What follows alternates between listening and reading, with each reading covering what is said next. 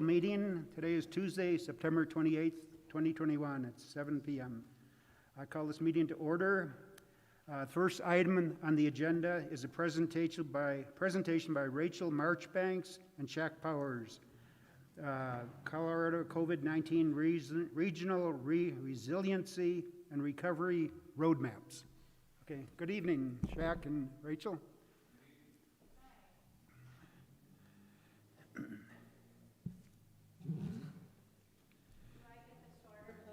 No, let's trade. There's nothing wrong being short. This will work well. Okay. Go ahead. All right, so this thing's a little too tall for me, actually. So good evening, Mr. Mayor, Council. Thank you for having us here this evening. We wanted to come and update the Council on where we are moving forward with the Economic Recovery and Resiliency Grant. This is a grant that we applied for early in the year that's put out from DOLA. It is a technical assistance grant, so that means instead of money, they give us A person or two. So they give us people. So my understanding is that's illegal in a lot of nations, but anyways, they're giving us people, and they are to help us with, as it sounds, economic recovery and resiliency. As we all know, our economy is basically a three-legged stool here. We are dependent on oil and gas, particularly Kinder Morgan, and the next stool of our economy is agriculture, and then the third leg of the stool would be tourism. Well, oil and gas was hurt tremendously by the shutdowns in worldwide travel, and so the Kinder Morgan production is down 36%. To the county alone, that's going to be a cost of over $2 million in revenue shortfall next year. And of course, we know the agricultural stool is not doing well because of the drought. All of the farmers and ranchers have been and will continue to be impacted by the ongoing drought for the foreseeable future. And that leaves pretty much one leg of our stool left, which is tourism. And I don't think that most people in the county are real excited about the thought of us becoming the next Moab, where absentee owners own all of the real estate, put it in short-term rentals, and your entry-level school teachers, firefighters, police officers can't afford to live or rent here. And so in order to avoid that type of scenario, we're looking at trying to diversify our economy and focus on the recovery and resiliency piece, which is what the purpose of this grant is supposed to help us to do. And so, Rachel, why don't you tell them a little bit about the first person we have working with us, who she is from DOLA, what she's doing, and what we have coming up as next steps. Okay.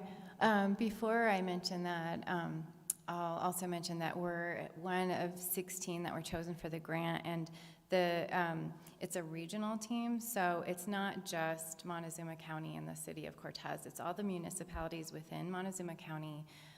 It's Dolores County and its municipalities, including Rico and Dove Creek, and then also the Ute Mountain Ute Tribe. So I believe that this is a real important project that we'll all be working on together.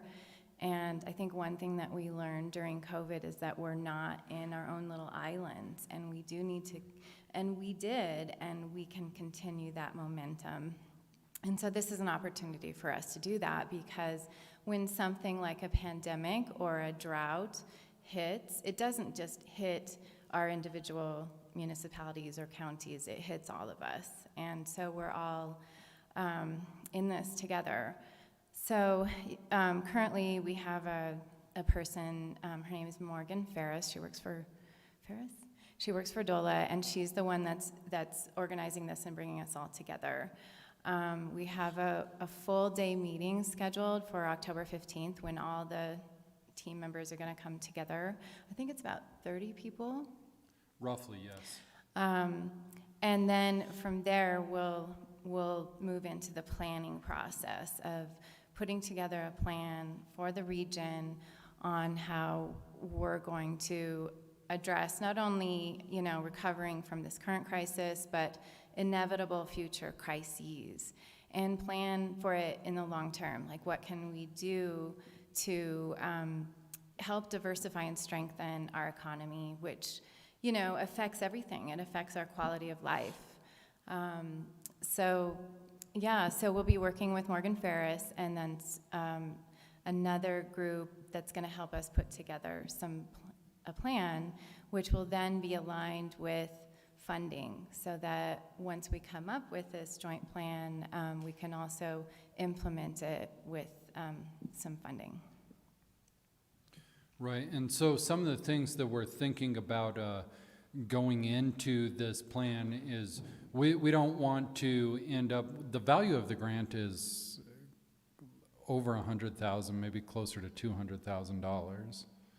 And we don't want to end up with a $200,000 binder that nobody ever reads. We actually want deliverable end products. So some of the things that we're thinking of, and of course there's going to be lots of discussion and planning around how we attain these goals, is as most of you know on council, housing has become a real issue. Several of you are struggling with that.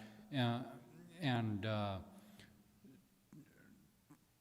jobs that are more than entry-level jobs are also scarce in the area.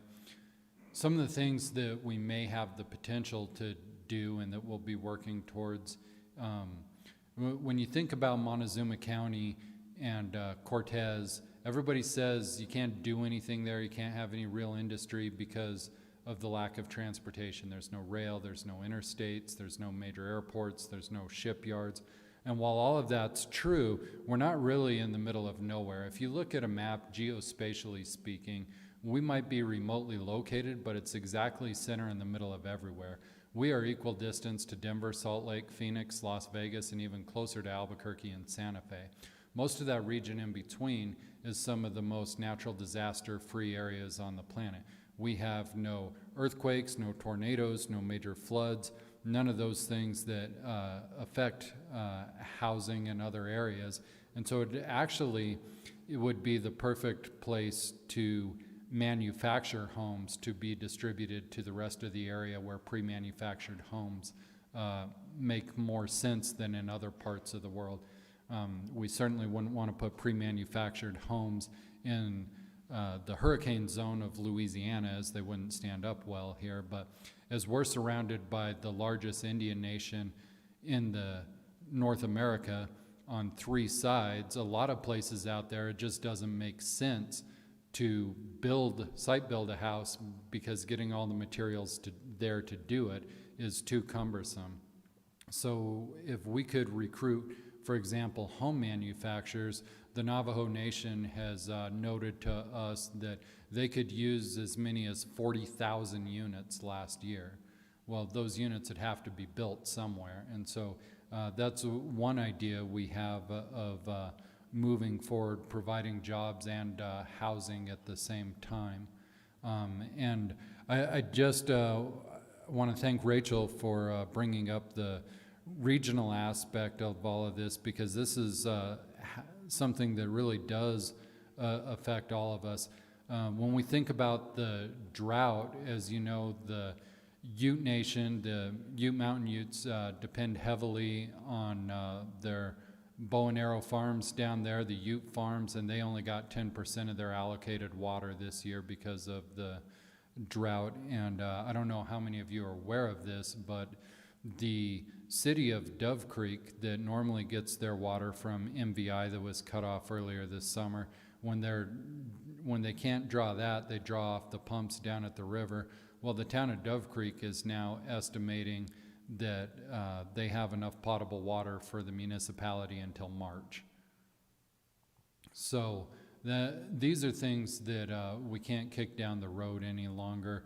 As a county, we're working diligently to work on soil amendment projects, to work on free out-of-fight removal. I'm happy to say that our Free Out of Fight program has conserved over 700 acre feet of water, which is north of several million gallons of water that won't be lost to transoevaporation. And so our goal is that working with this program, that we come up with concrete steps that put us in alignment with funding coming from the state and feds to actually be able to accomplish these goals and to help us come back not only from this last scenario with COVID-19, but to be able to be more resilient into the future. I think that says it all. I don't have anything to add. Does council have any questions or comments? Yeah, Shaq, first of all, I just want to say thank you to both of you for coming and presenting about this. I think it's a really great project, and I think you really hit the nail on the head with your analogy of a three-legged stool for sure. Can you talk a little bit about the time frame? I'm thinking about resiliency. When I hear that word, I think about it in terms of being, long term. So what's sort of the immediate time frame for planning the project, implementation in the long term? Those sorts of things came to mind. So it's a 2-year project.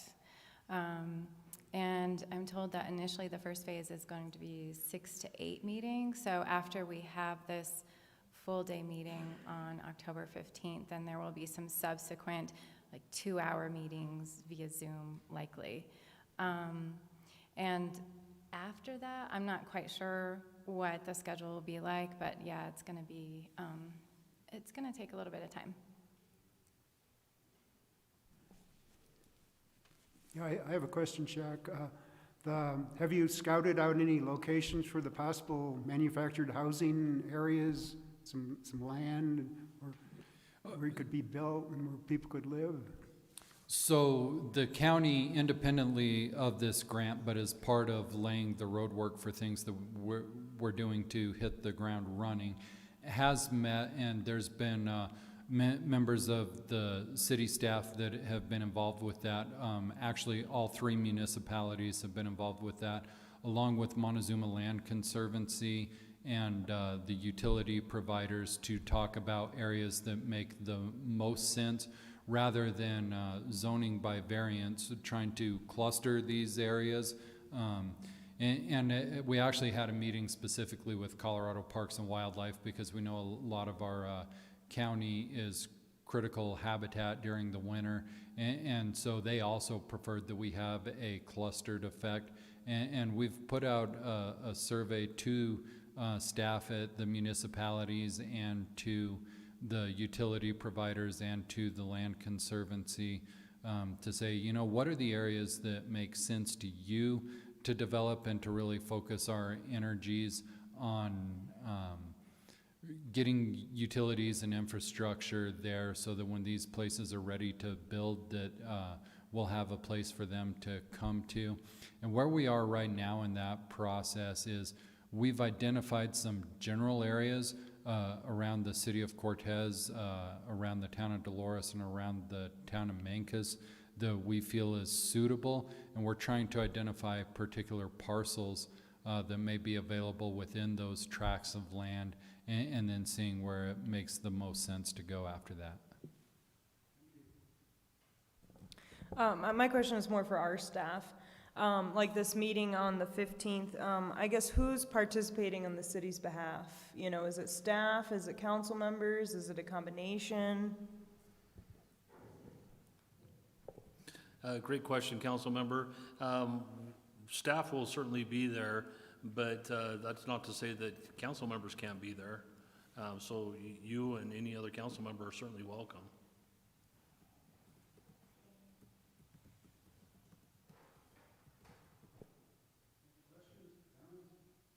I just have a real quick question about the drought aspect.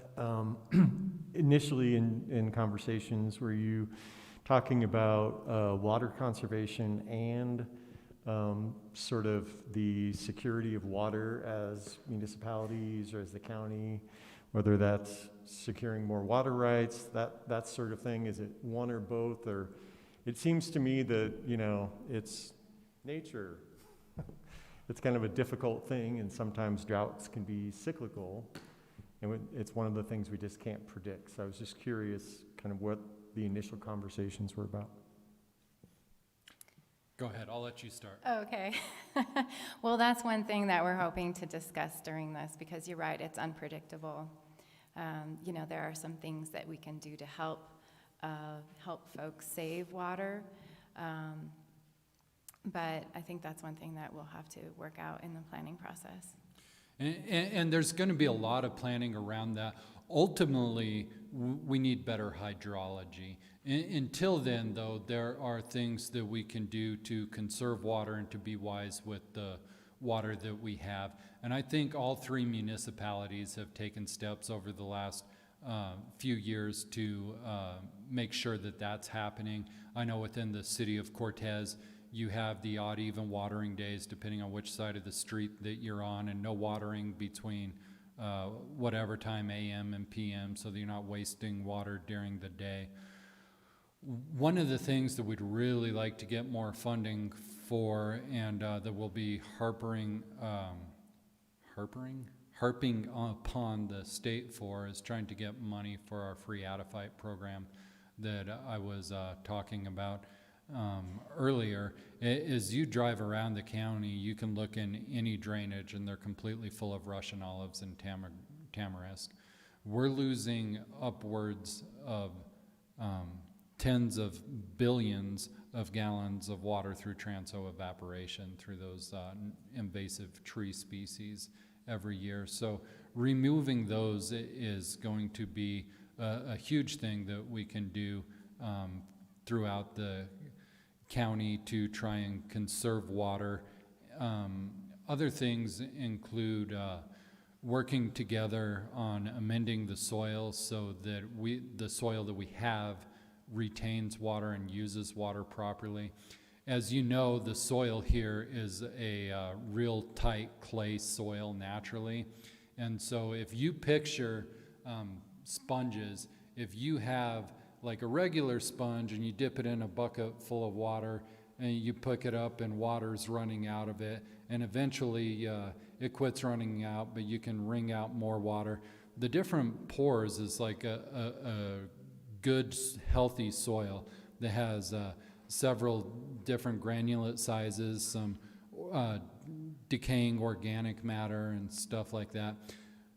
Our soil here is more like one of the Mr. Clean eraser sponges. You put it in the water, pick it up, nothing comes out at all. That's why when it rains here, everything turns green for a little while, and then for like 2 days, and then the surface turns hard and cracks like the clay that it is, and that's because the water can't drain and be utilized beneath.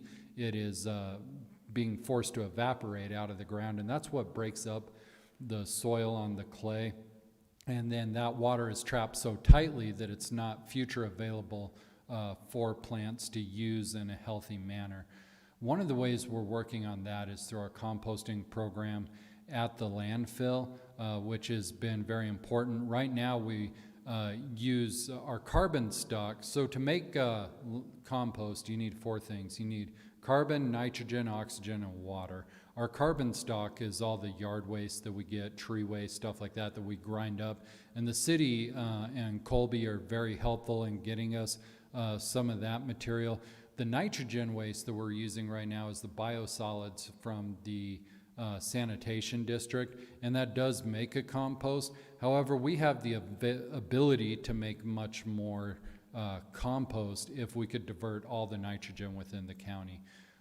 The other nitrogen stock that would be really useful to the county is food waste. Right now we estimate that we landfill between 18 and 21 tons of food every single week in our county.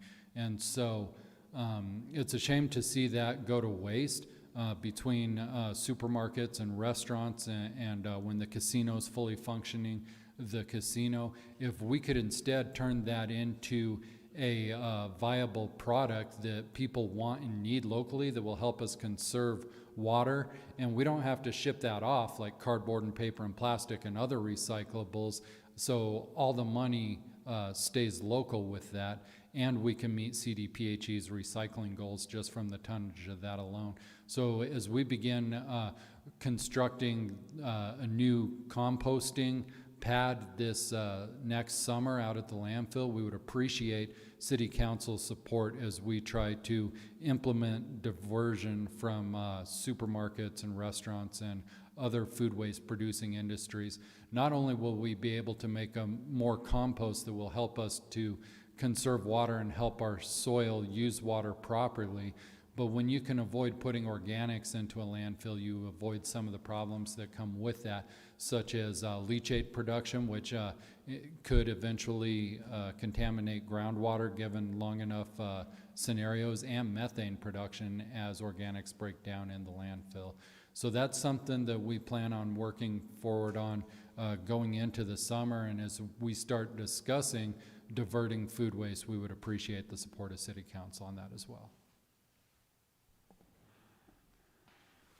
Any other questions, comments? Well, thank you very much, Shaq and Rachel, for presenting these great ideas and sharing this information with us. We really appreciate that, and we'll continue to work together as best of our abilities to get this economic recovery enacted. So thank you again. Good evening. Thank you, Mayor. Thank you. Thank you, Council.